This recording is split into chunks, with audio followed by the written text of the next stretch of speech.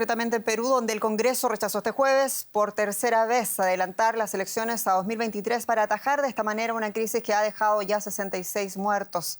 El proyecto de ley presentado por el Partido Marxista Perú Libre recibió 48 votos a favor, muy lejos de los 87 necesarios para salir adelante. La iniciativa legislativa incluía también un referéndum para la convocatoria de una asamblea constituyente, el otro gran reclamo de las protestas antigubernamentales que comenzaron a principios de diciembre y continúan en las calles del país.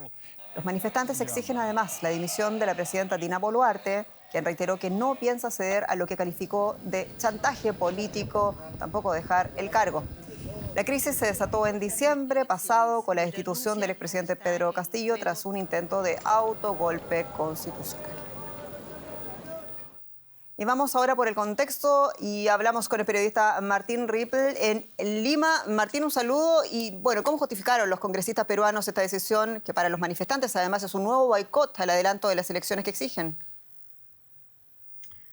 ¿Cómo estás? Gracias por tenerme nuevamente con ustedes. Bueno, hemos llegado en este momento a una situación de entrampamiento en la que cada bancada quiere imponer su propia versión del adelanto de elecciones motivados por sus agendas particulares. El consenso que hubo en diciembre, que tú bien detallabas, cuando recién estallaron las protestas, se rompió. Entonces, la gran mayoría de congresistas votó para que las elecciones generales, es decir, las que incluyen a legisladores y al presidente de la República, se adelantaran del 2026 a abril del 2024. Este consenso, al romperse recientemente, cuando se pidió una reconsideración, la mayoría parlamentaria terminó dejando sin efecto ese adelanto de elecciones acordado en aquel mes, pero no se puso de acuerdo en una nueva fecha. Y en la práctica esto nos ha llevado a una situación en la que hemos retomado el calendario electoral inicial e iríamos a votar al 2026.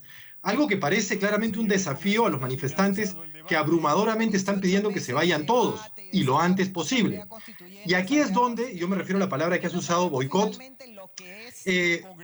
resulta un término relativo, porque salvo la bancada de Renovación Popular, que se puede considerar la extrema derecha en el Parlamento y que se opone a cualquier adelanto de elecciones, las demás bancadas apoyan que éstas se adelanten, pero difieren en cómo y en cuándo. El proyecto que impulsaba el fujimorismo, por ejemplo, de adelanto a diciembre de este año, 2023, no encontró apoyo.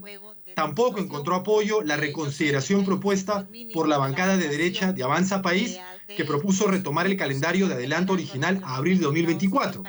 Y Perú Libre, el que fue el partido oficialista, propuso el adelanto a julio de este mismo año. Eso fue lo que se votó ayer y que tampoco pasó, porque ellos lo proponían siempre y cuando se hiciera la votación atada a un referéndum sobre si la ciudadanía quiere la instalación de una asamblea constituyente. El del referéndum para la Asamblea Constituyente que tú bien has mencionado y que apoya a la izquierda del Congreso se ha convertido en el principal escollo, la principal fuente de discordia en el Parlamento y lo que impide concretar un adelanto de elecciones para el que se requieren 87 votos entre 130 parlamentarios y en 2 legislaturas, dado que es una reforma constitucional. Esta legislatura, y yo con ello termino, acaba el 10 de febrero, y lo que se acuerde deberá ratificarse en la siguiente, y hasta ahora no hay ningún consenso a la vista.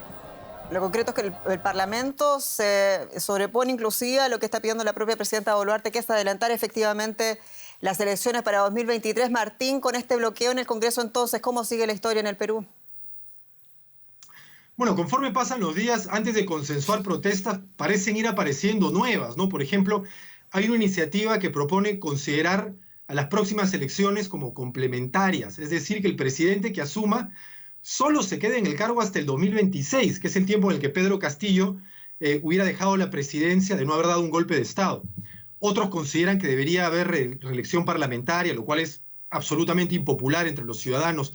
¿Y acaso lo que está en el fondo de esta discusión es que en realidad, con esta falta de acuerdos, los congresistas parecen querer quedarse todos hasta el 2026, a pesar de que el Parlamento es la institución más desprestigiada del Estado, mucho más incluso que la presidencia de la República?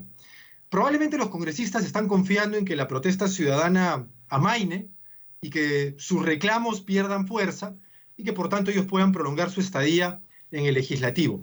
Tú me preguntas cómo salir de este punto muerto en el que nos encontramos. Bueno, ante la falta de consenso en el Parlamento parece que la única alternativa viable es la renuncia de Dina Boluarte, porque si la presidenta de la República renuncia por constitución, asume el presidente del Congreso la presidencia del país y debe de convocar obligatoriamente elecciones generales en el plazo inmediato.